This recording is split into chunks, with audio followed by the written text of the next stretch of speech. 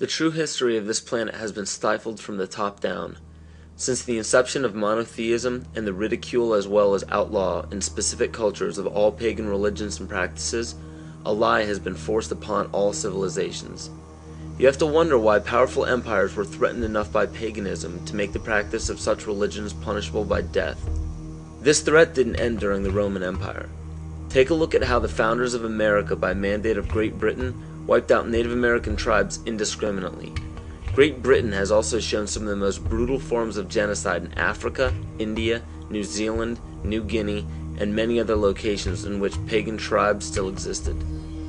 East Timor suffered from one of the most brutal genocides in all of history and was fueled by the United Nations and the United States funding during the Carter administration.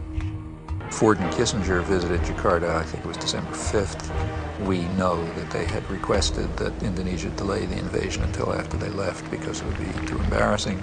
And within hours, I think, after they left, the invasion took place on December 7th. What happened on December 7th in 1975 is just one of the great evil deeds of history. Early in the morning, bombs began dropping on Dili. The number of troops that invaded Dili that day almost outnumbered the entire population of the town. And for 2 or 3 weeks, they just killed people.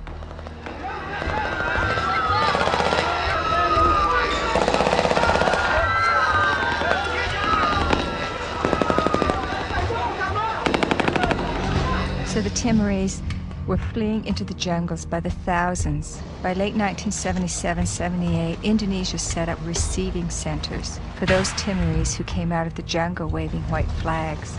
Those the Indonesians thought were more educated or who were suspected of belonging to Frelimo or other opposition parties were immediately killed. They took women aside and flew them off to Dili in helicopters for use by the Indonesian soldiers. They killed children and babies. But in those days, their main strategy and their main weapon was starvation. By 1978, it was approaching really genocidal levels. The church and other sources estimated about 200,000 people killed. The U.S. backed it all the way. The U.S. provided 90% of the arms. Right after the invasion, arms shipments were stepped up. When the Indonesians actually began to run out of arms in 1978, the Carter administration moved in and increased arms sales. And other Western countries did the same. Canada, England, Holland, and everybody who could make a buck was in there trying to make sure they could kill more Timorese. The last thing that the ones in power want is a sovereign group or tribe setting a positive example for others. It is important to note that followers of monotheistic religions are not to blame, just as not all members of Freemasonry, intelligence agencies, fraternal orders, or political organizations are part of the esoteric agenda that is being carried out in all upper echelons of society. And it's difficult for people to comprehend, but paganism is no more dangerous than understanding surgical procedures. The knowledge can be very useful when applied properly, yet it can also have very detrimental effects if misused or abused. Understand that most all of these problems are not by mistake, but by design. Most people do not understand how colors, shapes, catchwords and phrases, and biological timings are all used as talismans to affect humanity on an emotional and spiritual level.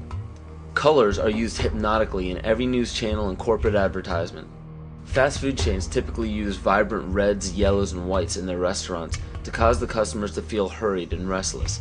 This helps the customers filter in and out quicker to make for more customers. Fine dining restaurants, on the other hand, use very earthy, natural colors such as soft greens, blues, and browns to calm the senses and to make for a more lengthy and peaceful meal. And the same goes for the music that is played at these establishments. Specific musical notations and progressions can give relaxing or exciting stimuli to the body without our knowledge. The music industry goes even further and uses natural rhythms of the heart to map out the tempo of pop songs. This is why 72 beats per minute is used very frequently in pop music. Music is not a product of culture. In 1986, the National Academy of Science found that infants prefer consonant sounds such as perfect fifths rather than dissonant ones. This is just a small example of our natural ability to understand sound. So be very careful when placing a child in front of a TV or near a stereo. Those who believe that children cannot comprehend violence on a TV screen or aggression from music are thinking strictly with the left brain. The child may not rationally understand the words or actions on the screen, but the right brain, even in infants, can absolutely understand everything in its immediate environment because it transmits a frequency that can affect us on a subatomic level. Science has even proven that proper sonic vibrations are essential for the health of our vegetation. Studies done on many ecosystems have shown that when a specific species becomes extinct or moves from an area, another species will replace its song patterns to fit the overall harmony of the vibrations required for plant life to thrive. All these are known as talismans and are used very carefully by corporations and the media. Catchphrases are also used to spark certain emotions in the psyche. When the average person hears the words terror, bombing, gunshots, murder, war, assassination, and so on, the body and the mind respond with heightened alertness and caution.